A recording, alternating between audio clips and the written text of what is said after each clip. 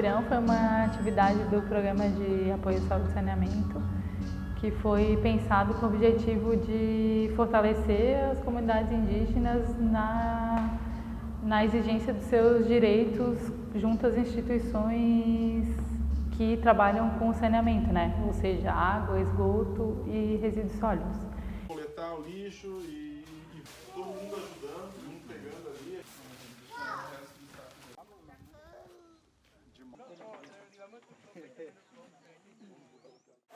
Orang mak pe aldeia membara kapua, aman peca mana membuat itu peca pangai berarti,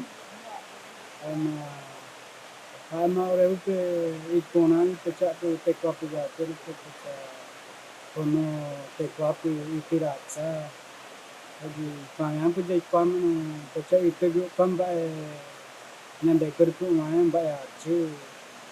Ada membagi peca preocupação sobre a qualidade peca bangunnya gerak kerja peca rasul dalam dari peca apa rupiah sarang peca ipunana aca peca agak nya continua nya po cada peca nya berapa jaga pun ada peca itu ini membuat itu membuat karya yang ada tu sempre o continuar a moer peca ada apa itu kuat dari pangai ali ada minat yang satu itu kuat juga ama ndo ada tu peca tirumono pangai roda tirumono dari sempre recoca ace pangai tu peca.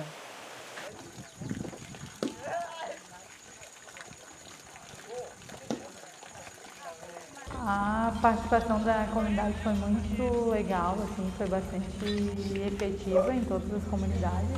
Em geral, foi de 1,5 tonelada de resíduos coletados em cada aldeia.